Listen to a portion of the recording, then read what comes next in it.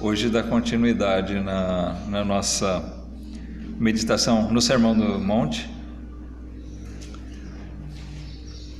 Nós já vimos todo o capítulo 5 de Mateus, hoje nós vamos entrar no capítulo 6. Aqui, por assim dizer, Jesus entra num novo tópico da sua mensagem. Nós não conseguimos imaginar o esboço da pregação de Jesus, né? Nós não vemos isso muito claro, mas tem a pregação dele, ela segue um esboço, ela tem uma sequência, ela tem uma linha toda de raciocínio, como a gente tem procurado observar ao longo da nossa meditação, aqui nesse sermão, especificamente o Sermão do Monte. Jesus mostrou inicialmente quem são os verdadeiros crentes, né? Os bem-aventurados, os crentes. Nós estamos falando aqui, não é de denominação, não é de religião, nós estamos falando dos crentes, os crentes em Cristo, os crentes no Salvador. Esses são os verdadeiros, e que em todas essas bem-aventuranças são reveladas características deles que identificam os verdadeiros crentes, os verdadeiros salvos, e as consequências eternas que eles vão herdar. Nesse mesmo sermão, Jesus exalta o papel desses mesmos. Qual é a função deles nesse mundo? Sal e luz, né? Essa parte aqui bem conhecida do Sermão do Monte, bem pregada muitas vezes, pregada nos púlpitos das igrejas, e deveria ser mais pregado ainda. E depois Jesus entra num novo tópico dessa pregação, falando sobre a lei. Primeiro ele diz: eu não vim destruir a lei. E nós abordamos isso ainda quando nós estávamos meditando ali pela internet, nos nossos cultos à distância.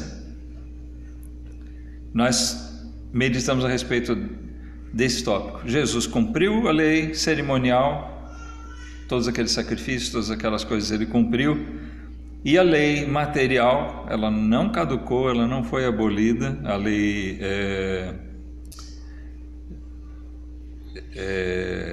eu falei a lei cerimonial cumprida por ele, e a lei prática, vamos dizer assim, aquela que compete ao que nós devemos cumprir, ela não caiu, mas ela mostra que nós não somos salvos pelo cumprimento dessa lei, mas que nós somos salvos pela graça. Mas a lei é colocada no nosso coração porque a lei de Deus, ela é imutável, ela deve ser guardada, ela deve ser praticada. A palavra de Deus está aí para ser cumprida.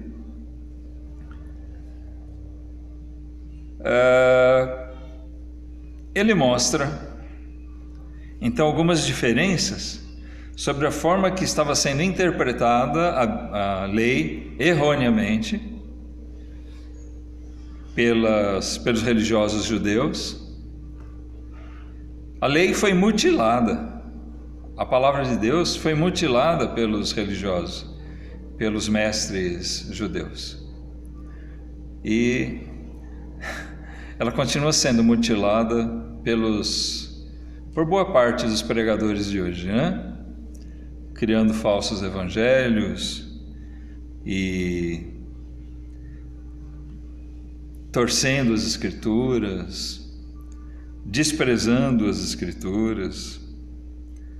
Então a palavra de Deus, ela tem sido mal interpretada, ela não precisa de uma reinterpretação da nossa parte, mas ela precisa ser interpretada da maneira correta.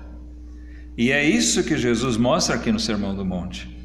A palavra de Deus, a lei, sendo interpretada da maneira correta. E Jesus fala disso com autoridade, porque sendo Ele mesmo o Filho de Deus, isso é, sendo Ele Deus, Ele é o Senhor sobre a lei. Ele é o Senhor da palavra, toda a palavra de Deus, toda a lei. Jesus não veio só para cumprir a lei. Mas por que Ele cumpriu? Porque Ele mesmo é o autor. Ele não é um hipócrita que estabelece uma lei, mas não cumpre. Ele mesmo não cumpre. Então Jesus disse: eu não vim abolir a lei, eu vim cumprir. E Ele passa a dar a correta interpretação da lei. Então nós temos meditado a respeito dessas coisas, alguns exemplos que Jesus deu, alguns exemplos práticos, né? Então Ele disse no versículo 17 do capítulo 5: não cuideis ou não pensem que eu vim destruir a lei e os profetas. Não vim destruir, mas cumprir. E no versículo 20, Ele diz também, e ainda dentro desse contexto que nós vamos seguir hoje, Ele diz: porque vos digo que se a vossa justiça não exceder a dos escribas e fariseus, de modo nenhum entrareis no reino dos céus. Porque a justiça dos escribas e fariseus vinha sendo cumprida por um formalismo e por essas distorções que eles mesmos provocaram na lei de Deus, na palavra de Deus. E Jesus então passou a dar alguns exemplos do que é que havia de errado na interpretação dada por esses mestres. Alguns dizem que Jesus veio aqui dar uma nova interpretação à lei. Não, Ele não deu uma nova interpretação. Ele deu a interpretação correta. Acontece que a interpretação que estava sendo dada por aqueles homens é que era errada. Eles desvirtuaram a palavra de Deus. Bom, então nós vimos aqui esses exemplos nas nossas últimas meditações. E aí nós chegamos no capítulo 6, tá? Capítulo 5 aqui, esses tópicos que Jesus abordou, estão relacionados ali ao divórcio, ao amor, ao próximo, né? O adultério, o ódio, a morte, não matarás, não adulterarás. Jesus trata esses tópicos aqui para demonstrar o que havia de errado na interpretação dada pelos homens. E então aqui no capítulo 6, ele vai deixar de lado a lei, mas ele vai passar a abordar algumas coisas práticas da vida judaica, da vida religiosa judaica, e que se tornaram também práticas dentro da vida cristã, dentro da vida da igreja. Ele vai tratar aqui da esmola, da oração, do jejum. Essa não é uma lista exaustiva, mas ela é bem elucidativa, é bem ilustrativa daquilo que nós precisamos entender a respeito do que Jesus trata nesse tópico da sua pregação. Nós vamos ler então versículos 1 a 8, onde ele trata da esmola. Leiamos aqui, irmãos, 1 a 4. Ele diz: guardai-vos de fazer a vossa esmola diante dos homens, para serdes vistos por eles. Aliás, não tendes galardão junto de vosso Pai que está nos céus. Quando, pois, deres esmola, não faças tocar trombeta diante de ti, como fazem os hipócritas nas sinagogas e nas ruas, para serem glorificados pelos homens. Em verdade vos digo que já têm o seu galardão.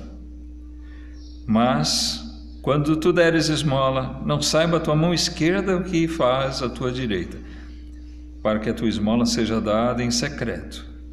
E teu Pai, que vê em secreto, Ele mesmo te recompensará publicamente. Então, aqui nós vemos Jesus falando a respeito da esmola. Essa palavra ganhou uma conotação feia, né? A gente não gosta de usar muito. Esmola pegou um sentido assim pejorativo, né? Você vai dar uma esmola para alguém. De fato, tem muita gente querendo dar uma esmola. A gente pensa assim, em esmola é o quê? A gente pensa, dá um resto, né? Deixa eu dar uma esmola para alguém, dar alguns trocados, uma moedinha que para mim não tem valor nenhum, ou quase nenhum valor. Sobrou o troco aí de alguma coisa, eu vou acabar perdendo essa moeda mesmo, então deixa eu dar para esse. Então esmola teve essa conotação de dar o resto para alguém, mas o significado dessa palavra é bem diferente do original, tá? Porque no grego, olha só como são as coisas, no grego essa palavra tem origem na palavra que nós temos traduzida por misericórdia. Tá? Então, esmolar, na verdade, não é dar o resto para alguém, mas sim exercer misericórdia. Provém daí. Onde é que isso entra realmente na vida cristã, irmãos?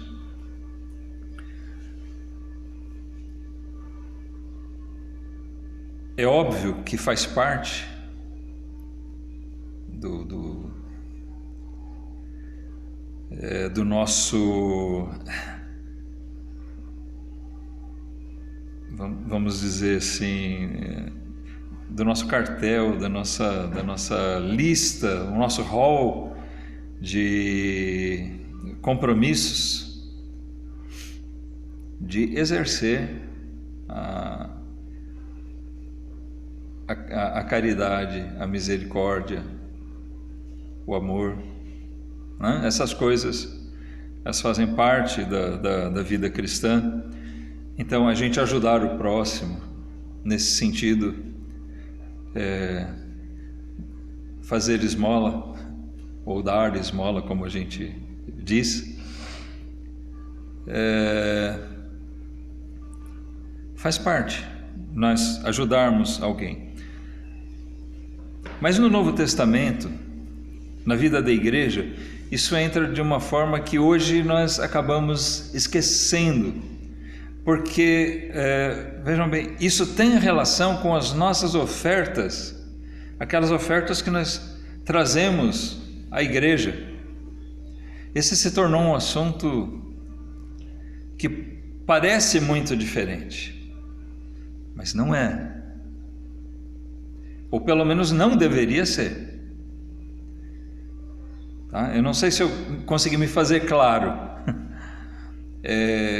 Muitas pessoas têm o conceito, por isso ter tomado rumos tão diferentes, muitas pessoas consideram, e talvez nós ou alguns de nós, que uma coisa não tem nada a ver com a outra. Dar esmola, ajudar o próximo, exercer misericórdia para com ele, era uma coisa que na vida judaica era encarado como uma virtude, e eles passaram a tomar disso além da conta. Era símbolo de justiça. Alguém praticar a esmola era alguma coisa que se tornou como sinônimo de justiça. A justiça de um homem era vista pela abundância do que ele socorria os necessitados, os pobres. Então as pessoas faziam isso hipocritamente, e isso está sendo condenado aqui. Mas originalmente isso deveria fazer parte do compromisso de amor deles para com seus irmãos judeus. Isso estava dentro dos preceitos da lei até.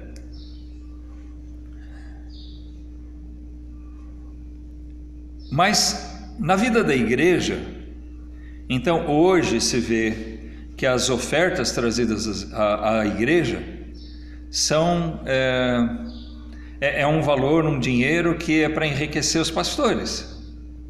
É assim que o mundo diz, não é? É assim que o mundo vê. E é assim que muitos estão realmente aplicando.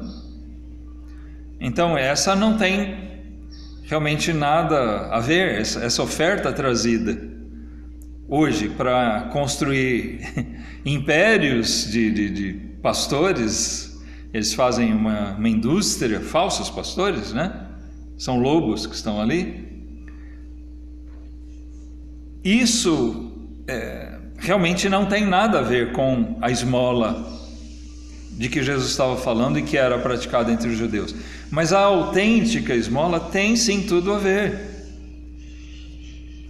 Esse exercício de misericórdia. Gravem aqui, marquem, vamos ler lá em Atos, capítulo 6.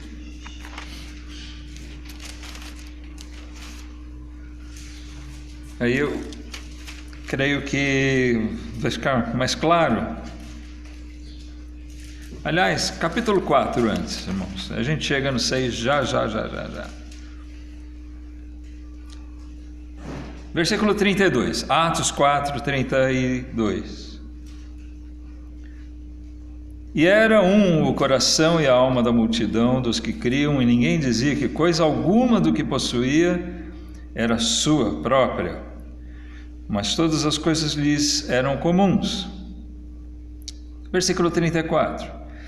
Não havia, pois, entre eles necessitado algum, porque todos os que possuíam herdades ou casas, vendendo-as, traziam o preço do que fora vendido e o depositavam aos pés dos apóstolos, e repartia-se a cada um segundo a necessidade de cada um, segundo a necessidade que cada um tinha. Então José, chamado pelos apóstolos Barnabé, que traduzido é filho da consolação, levita, natural de Chipre, possuindo uma herdade, vendeu-a e trouxe o preço e depositou aos pés dos apóstolos. Mas um certo homem chamado Ananias, com Safira, sua mulher, vendeu uma propriedade e reteve parte do preço, sabendo também sua mulher, e levando uma parte a depositou aos pés dos apóstolos. Disse então Pedro: Ananias, por que encheu Satanás o teu coração para que mentisses ao Espírito Santo e retivesses parte do preço da herdade? Bom, aqui dá para vocês lembrarem de tudo que cerca essa situação, e nós já vemos aqui alguns erros. O que existia, o que movia o povo a trazer ofertas à igreja? Nós percebemos Barnabé citado aqui, mas entre outros que existiram, que vendendo propriedades traziam os seus bens para que nenhum dos irmãos padecesse necessidade. O alvo aqui era o exercício da misericórdia para com os irmãos, para que não houvesse necessitado algum.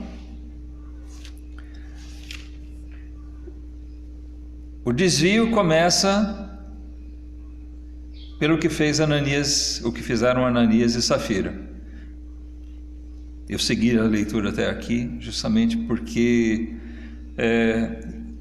nós vamos encontrar aqui justamente o erro que Jesus está apontando lá no Sermão do Monte.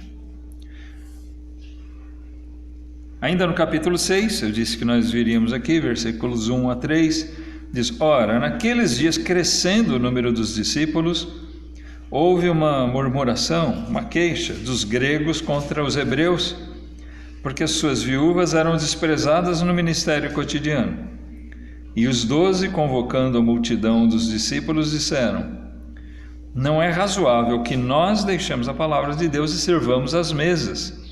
Escolhei, pois, irmãos, dentre vós 7 homens de boa reputação, cheios do Espírito Santo e de sabedoria, os quais constituamos sobre esta necessidade. Ou em outra versão aparece aqui, sobre este importante negócio. Aqui nós vemos traduzido por necessidade. Era uma necessidade compartilhar daquele dinheiro, distribuir, suprir as necessidades das mesas. Os apóstolos não podiam arcar com aquilo porque era muita coisa para fazer, eles estavam ocupados na pregação. E algumas coisas começaram a sair mal distribuídas. Isso gerou algumas queixas no meio da igreja. E então o Espírito Santo orientou a eles que instruíssem a própria igreja, que escolhesse esses homens que seriam os primeiros diáconos. Muita gente ainda hoje tem entendimento de que diácono é vice-pastor. Não, diácono tem uma função totalmente à parte, diferente. Eles são colocados na igreja para cuidar dessas partes materiais e liberar, desocupar os pregadores disso para se ocuparem das coisas estritamente espirituais, do alimento, do cuidado espiritual da igreja.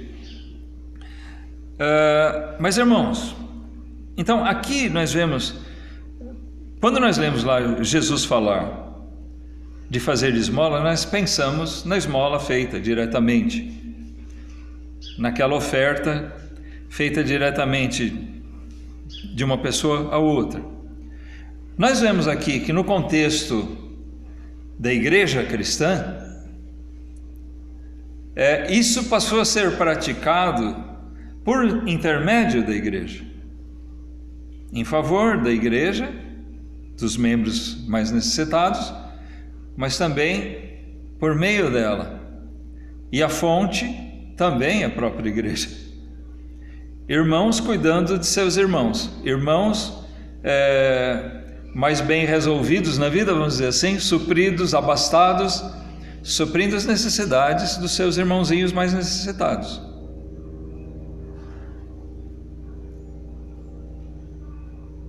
Essa é a origem e a necessidade das ofertas trazidas à igreja. Não é para construir um império, não é para construir grandes templos. Nós aplicamos as ofertas para aquisição, construção de um local, por se tratar de uma necessidade da igreja, né? Aquilo que nós chamamos de um templo, um local para as nossas reuniões, é uma necessidade da igreja, para ela ter um espaço próprio para se reunir. Mas nós sabemos que a igreja existe independentemente das paredes. Ela pode se reunir em local aberto, ela pode se reunir na casa de um irmão. Precisa haver um local onde isso seja possível ser feito. Mas a necessidade implica em que muitas vezes parte desse dinheiro seja investido nisso, aquisição, manutenção desse local.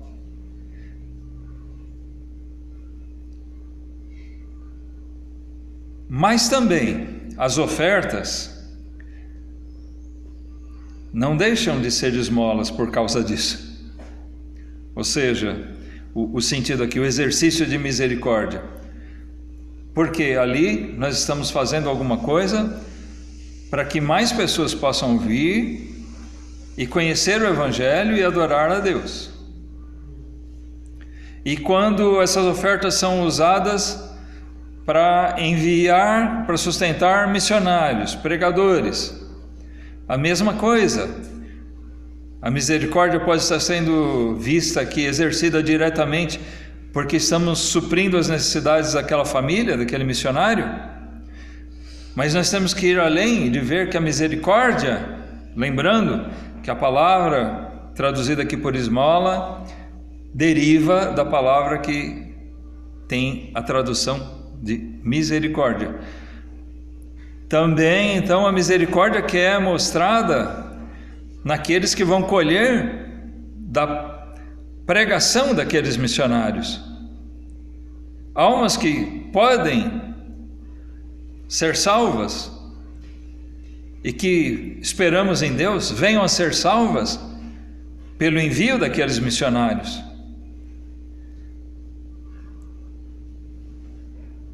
Então é um exercício de misericórdia da nossa parte quando nós ofertamos também para suprir as necessidades dos missionários, daqueles que vão a pregar a palavra de Deus.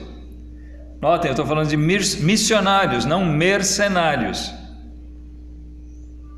As palavras podem soar parecidas, mas elas são bem diferentes.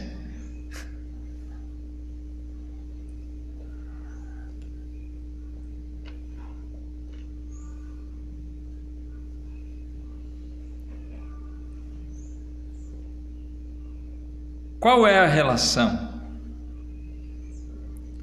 dessas esmolas, dessas ofertas? Porque eu estou dizendo, enfatizando que isso entrou na vida cristã, na igreja cristã, e tem o mesmo sentido. Quando nós damos oferta na igreja, nós não dizemos, eu estou dando esmola para a igreja. Porque nós torcemos o significado dessa palavra. Nós estamos trazendo uma mostra de misericórdia. Então nós podemos aplicar tanto na ajuda individual com alguém, como naquela oferta que é trazida à igreja. E essa oferta não é para a igreja, mas é para ser administrada pela igreja. Não é verdade? Só isso. Como as ofertas eram trazidas, como é dito aqui, aos pés dos apóstolos,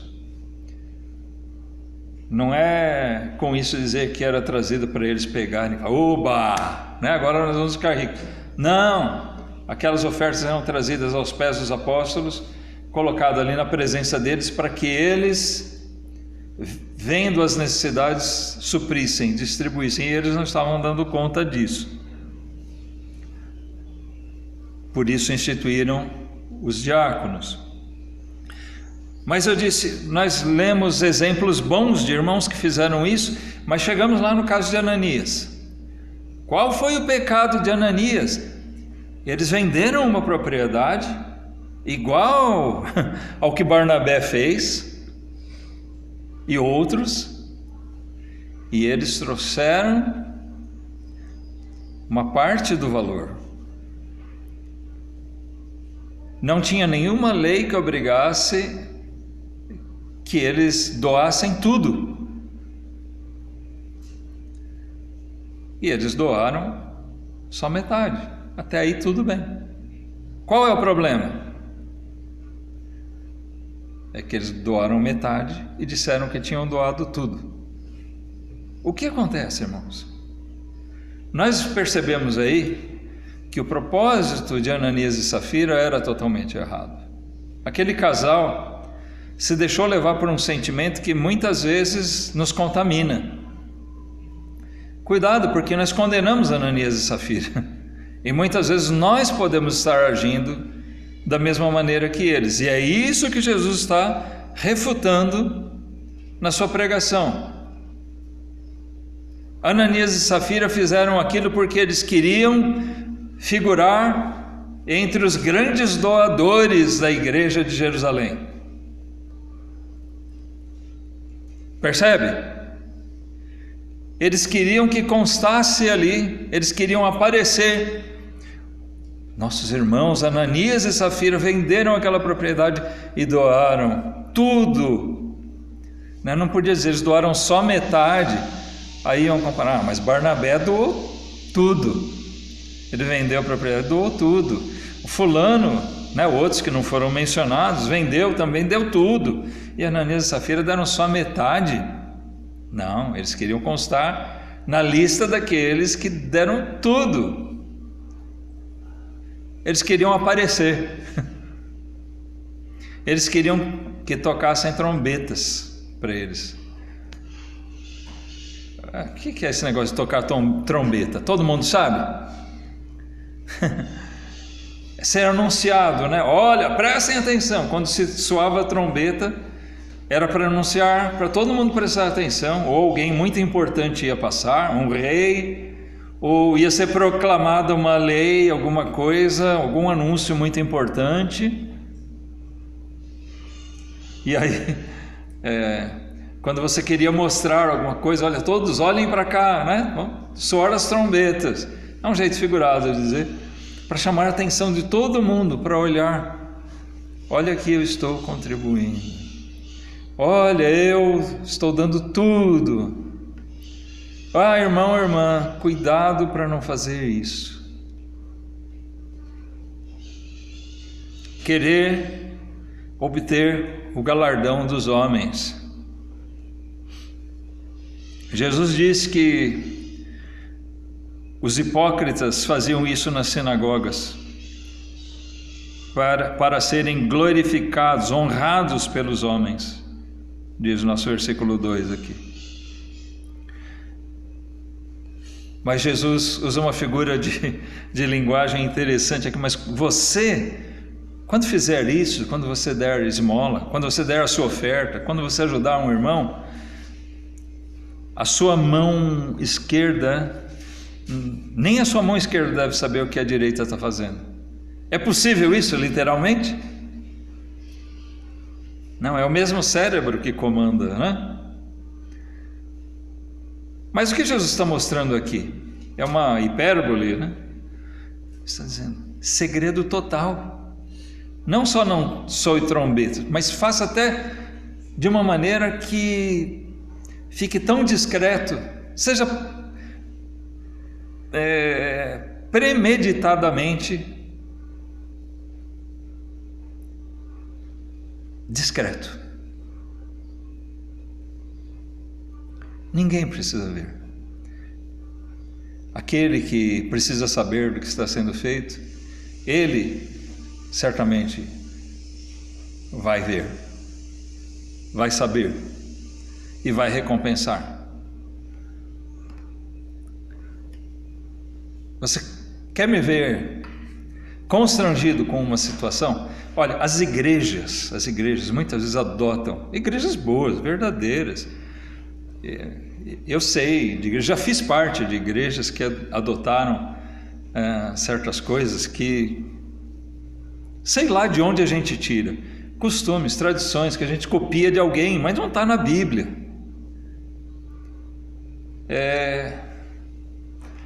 Mas quando você para pensar, isso está errado. E eu fico constrangido quando vejo certas coisas. E uma delas, uma coisa que eu nunca gostei, mesmo sem atinar que era antibíblico. E um dia, isso me veio à mente, se aplica bem a esse caso. Você já deve ter presenciado isso. Aquelas igrejas que fazem, irmãos, chegou a hora das ofertas. Nós vamos coletar as ofertas. Então agora, o nosso irmão Vitor vai tocar um hino. Enquanto ele toca o hino, os irmãos vão trazer suas ofertas aqui. É aquele negócio, se eu não for, todo mundo vai ver que eu não estou dando oferta, né?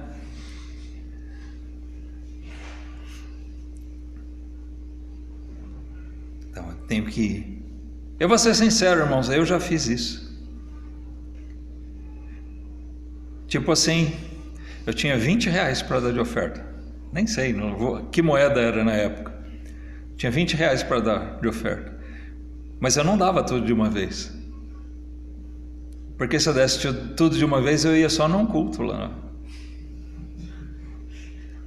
Então, eu dava 5 hoje, 5 semana que vem, 5 na outra, 5 na outra. Mas eu ia sempre. Confesso vergonhosamente que eu, na minha ignorância, mas ao mesmo tempo na maldade do meu coração, eu estava preocupado com a impressão que eu iria causar nos irmãos. E assim a gente pode agir muitas vezes, preocupado com isso. Sabe, é uma coisa que é errado, porque constrange as pessoas. Muitas vezes as pessoas trazem oferta por constrangimento, ou fazem como eu fiz,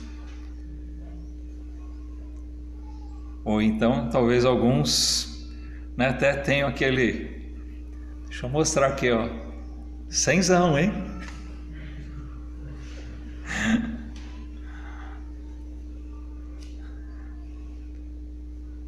Ou tinha aquela também, uma época, o irmão passava com a Bíblia,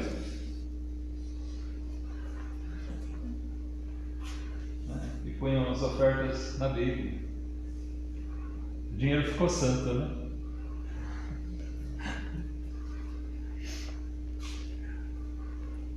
Sabe, irmãos, isso nos leva a uma situação errada, nos leva a agir mais ou menos próximo de Ananias e Safira.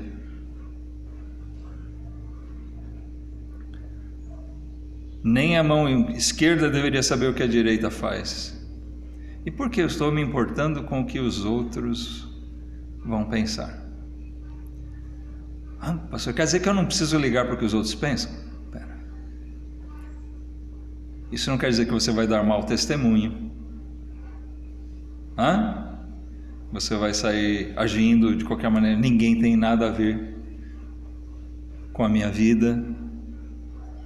Nesse aspecto, nós temos que ser luz e temos que fazer resplandecer a luz de Cristo e fazer resplandecer a nossa luz, como diz lá em 5,16, né? Para que os homens vejam em nós as boas obras e glorifiquem o nosso Pai que está no céu. Sim. Então, nesse aspecto, nós temos que nos preocupar com o que os outros pensam a nosso respeito, mas não hipocritamente. Que as pessoas possam ver Cristo em mim. Eu devo ter essa preocupação. Mas, irmãos, nós não podemos agir, não devemos fazer as coisas para mostrar para as pessoas uma coisa que não é a realidade em nós.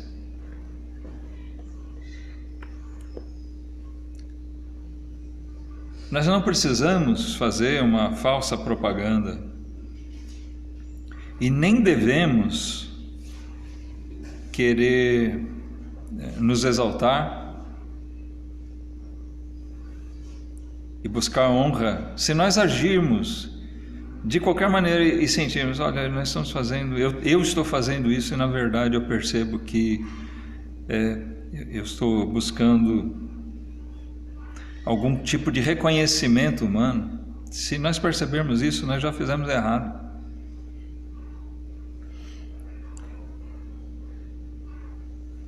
E é assim que Jesus trata esses 3 aspectos que ele aborda aqui nesse capítulo 6. É um tópico só. Ele usa 3 ilustrações, 3 exemplos para nos mostrar um único ensinamento, um único ponto que ele quer evidenciar. Que nós pudemos, eu acredito, já enxergar bem aqui, mas Jesus, na sua infinita sabedoria, ele reforça esse ensino com um número de perfeição. 3 exemplos são para nós bastante enfatizadores, eles se reforçam bem. Nós devemos lembrar que uma das características do ensino bíblico, isso se tornou uma característica do ensino judaico, o método judaico, é da repetição. E nós sabemos que isso é verdadeiro, irmãos. Nós precisamos de repetição. Na verdade, nós nos reunimos na igreja para meditar em coisas que nós já sabíamos. Quantos aqui já ouviram alguma pregação nesse mesmo capítulo 6 de Mateus? Quantos? Ergue a mão. Todos? Até as crianças. Os jovenzinhos, crianças não.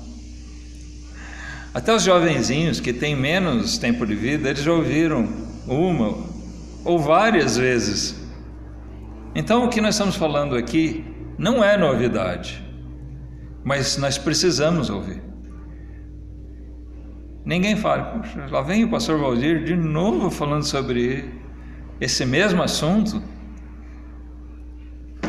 Nós vamos sempre repetir assuntos, repetir textos da palavra de Deus. Por quê? Porque nós precisamos ouvir várias e várias vezes. Nós precisamos ser lembrados e relembrados. E muitas vezes tem que ser mostrado para nós de várias maneiras, vários ângulos, para que nós assimilemos melhor. Jesus fala então, no mesmo sentido, a respeito da oração. Vamos lá, versículo 5 até o versículo 8.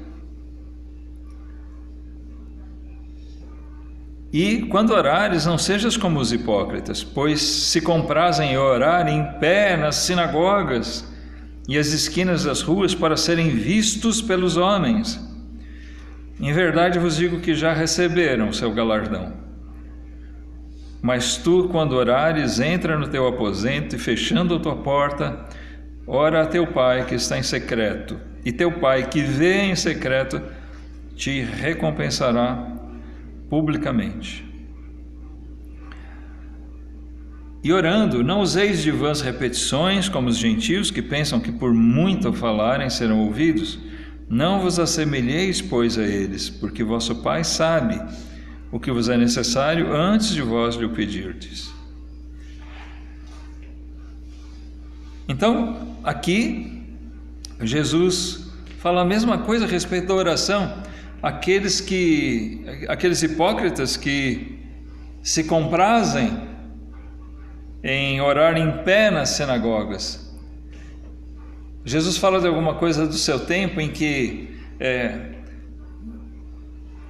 escribas, fariseus, alguns judeus querendo parecer grandes espiritualmente, eles se postavam de pé nas ruas, nas sinagogas, em lugares públicos, para orar ali, e orar em voz alta, para que todos vissem ele orando. Olha como ele é espiritual, olha como ele fala com Deus, olha como ele fala bonito, que oração maravilhosa. Talvez, aquelas palavras pomposas assim. Sabe, uma oração pode ser maravilhosa e nós nem ouvirmos. A oração maravilhosa é aquela oração humilde. E quando nós temos a preocupação de orar para evidenciar a nossa espiritualidade ou qualquer coisa que seja, ela já perdeu essa característica de humildade, então ela já não é mais uma oração maravilhosa.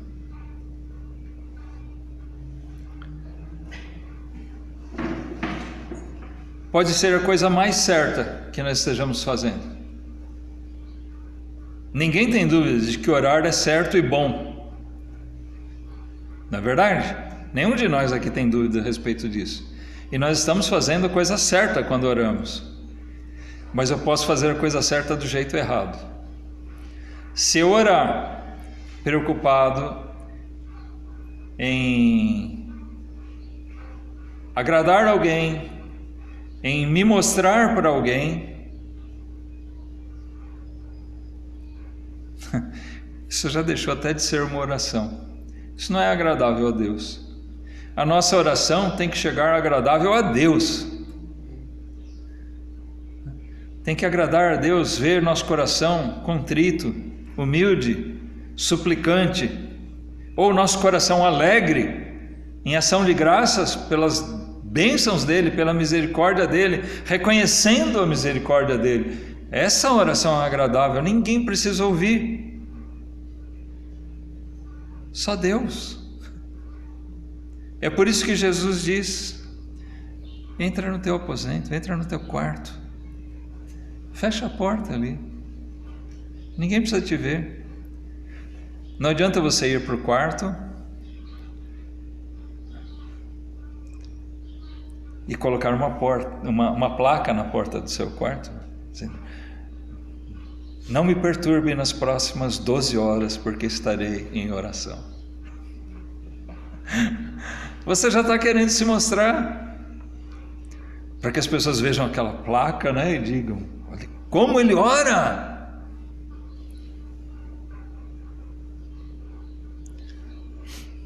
Vou me retirar para orar, porque eu sou como Daniel, oro 3 vezes ao dia. Como é espiritual. Nós temos um Daniel aqui e não sabia? Não tem um Daniel.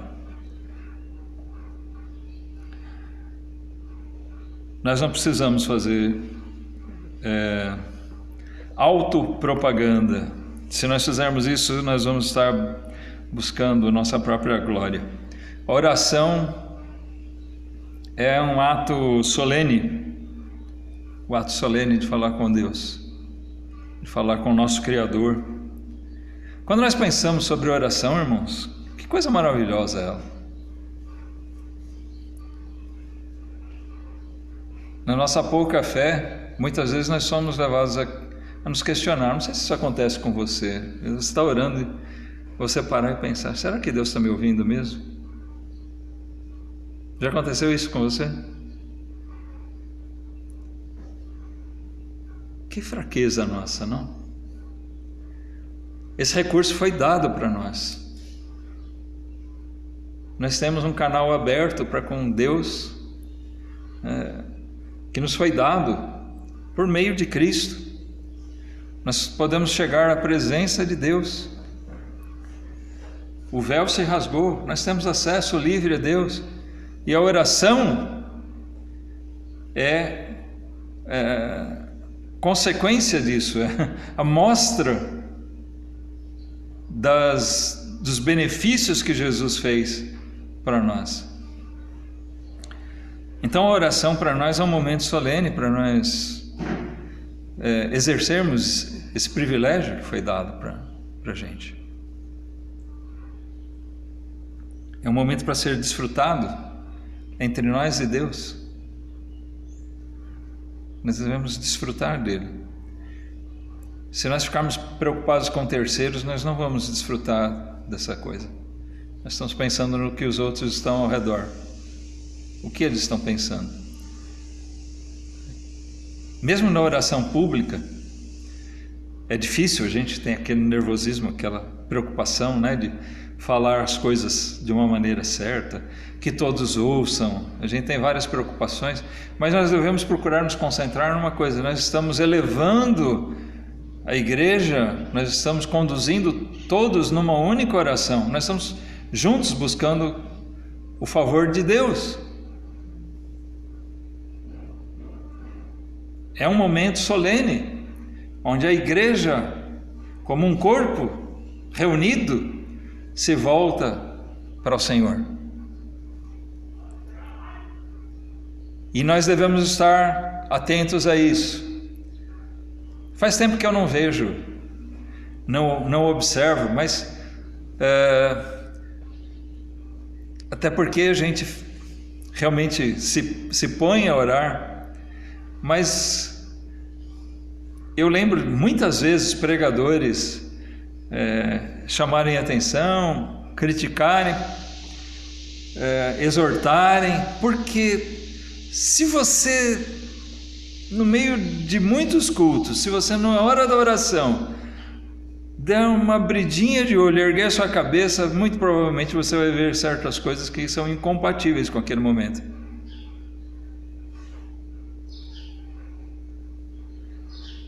Então era o momento que todos deveriam estar ouvindo o que aquele irmão está dizendo. Nós estamos sendo elevados a Deus e nós estamos concentrados nisso, e alguém está preocupado com o cabelo, com o espelhinho olhando a maquiagem, tirando a caspa,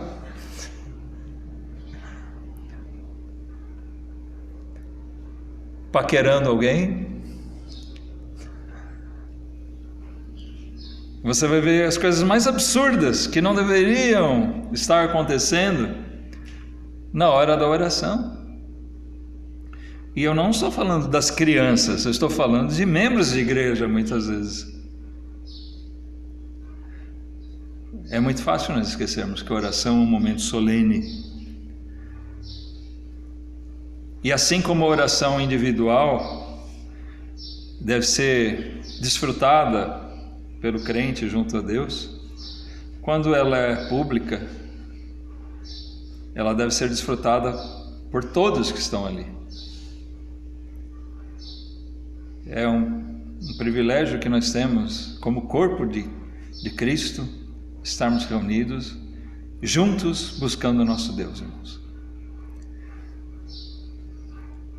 E aquele que está elevando a igreja na oração, ele tem que estar concentrado inteiramente nisso.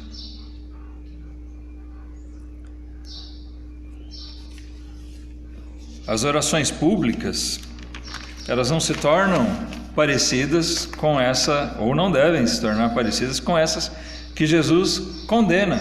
Isso era uma dúvida que eu tinha antes da minha conversão. Porque eu achava, na minha simplicidade, que essa regra estabelecida por Jesus aqui era infringida quando os irmãos se levantavam para orar na igreja. E eu não entendia que o problema não era ficar de pé, era a atitude daqueles hipócritas. Nós podemos ser hipócritas de pé, sentados, ajoelhados, né? A questão é que nós não devemos ser hipócritas de maneira alguma. Por que usarmos desse momento tão solene da maneira errada? Então se aplica a mesma coisa à oração, ao que nós vimos sobre trazer ofertas. Versículo 16.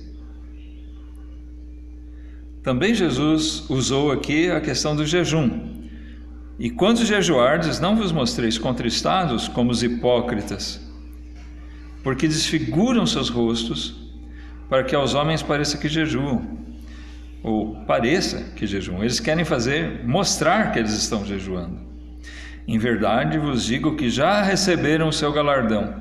Tu, porém, quando jejuares, unge a tua cabeça e lava o teu rosto, para não pareceres aos homens que jejuas, mas a teu Pai que está em secreto, e teu Pai que vem em secreto te recompensará publicamente. O jejum, ele foi introduzido na vida cristã, na vida da igreja cristã, embora não seja tão praticado, ou talvez ele até seja praticado e a gente não fica sabendo. Se for assim, amém.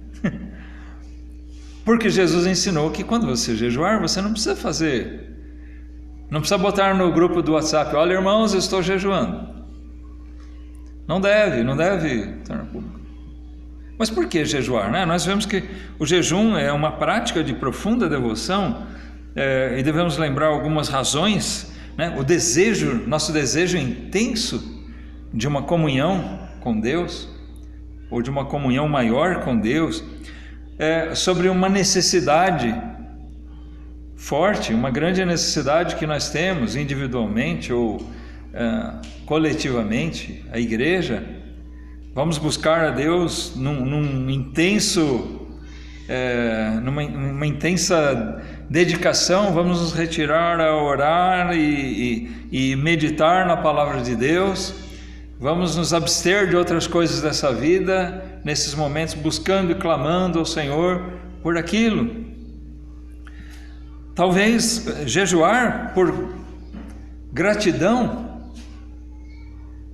É possível isso, né? Demonstrar a Deus, retirar aquele tempo, isolar aquele tempo de qualquer outra coisa, simplesmente para render graças a Deus. Nem sempre nós rendemos graças a Deus, nós precisamos fazer isso efusivamente, com festa. A nossa festa pode ser íntima entre nós e Deus também.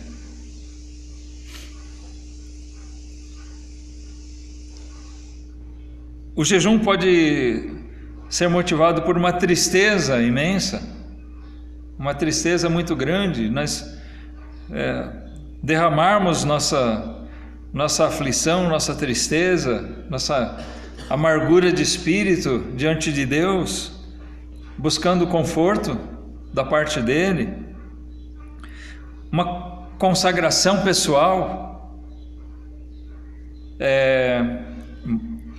Nós podemos ver alguns exemplos de jejum de alguns personagens bíblicos antes de iniciar uma grande missão, uma grande tarefa. É curioso nós vermos que o próprio Senhor Jesus, antes de iniciar seu ministério, se retirou para jejuar. Ele foi levado ali para jejuar. Esses 3 exemplos, eles devem servir para nós.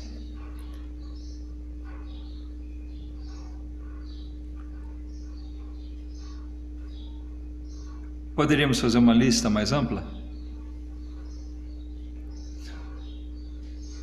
Sim.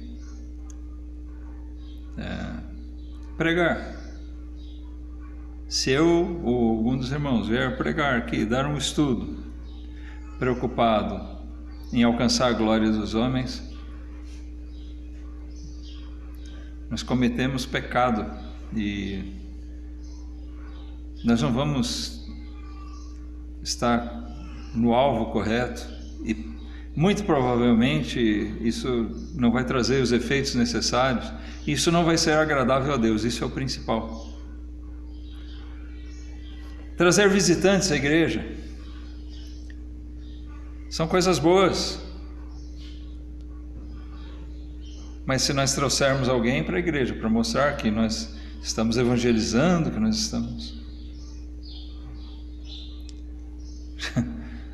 já erramos. Assim nós poderíamos falar de cantar.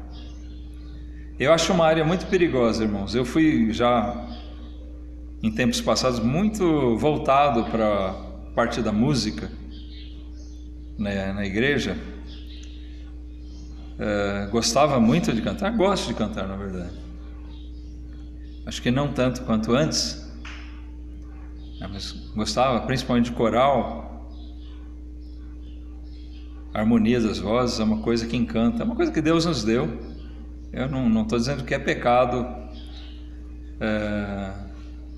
o cântico, o coral, o conjunto, o solo, não, mas é uma área muito delicada, muito perigosa. Primeiro, porque ela mexe com emoções.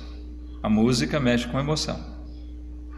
Segundo, que é muito fácil nós nos atermos mais à questão técnica ou a beleza que nós queremos mostrar.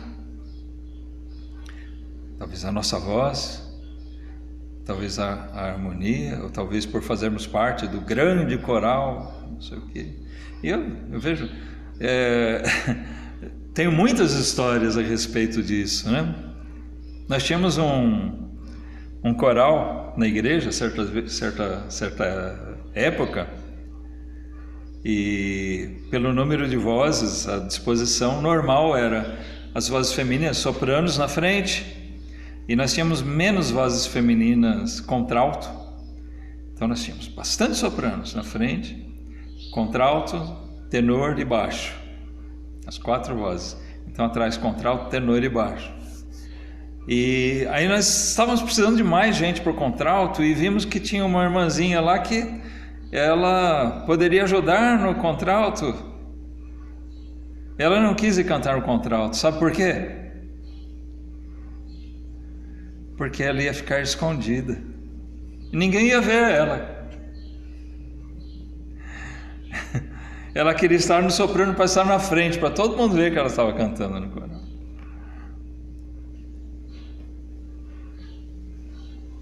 Que ideia de Jerico, né?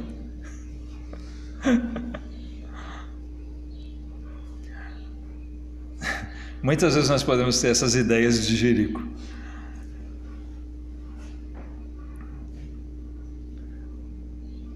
Em todas as coisas, irmãos, que a gente faz, nós devemos atentar para o que Jesus ensinou aqui nesse tópico da sua pregação. Se a gente fizer preocupado em alcançar a honra, a glória dos homens, todo o galardão que a gente poderia ter, nós já alcançamos dos homens. E o que, né, nos priva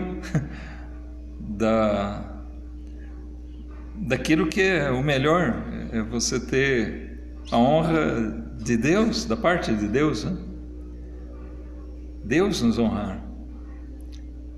E o pior é que muitas vezes nós perdemos a honra de Deus e não temos também a honra dos homens.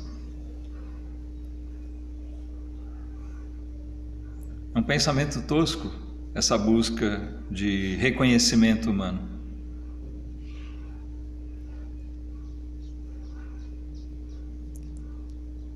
Está ligado às nossas vaidades, ao nosso pecado mesmo. Nós vemos que é uma filosofia bem humanista, aquela que apregou tanto a necessidade de ser reconhecido. Nós precisamos ser reconhecidos como o bom isso, o bom aquilo.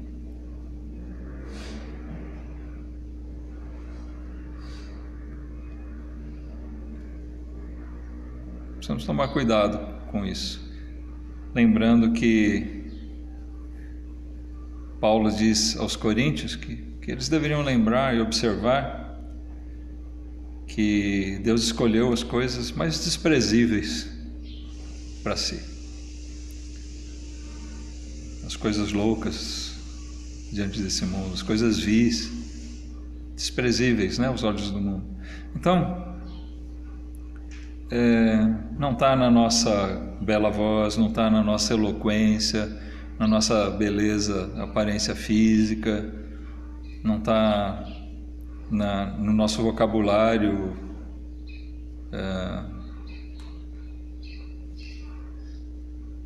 grandioso.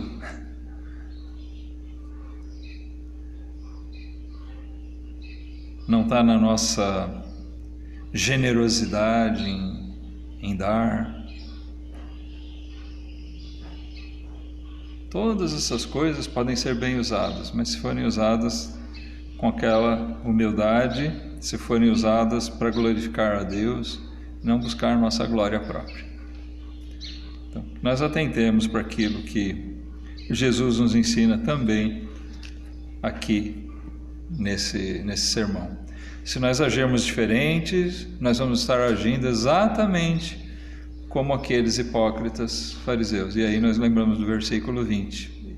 Era sobre isso que Jesus estava alertando. A nossa justiça tem que ser superior à deles. Ou seja, nós não podemos fazer como eles fizeram. Amém?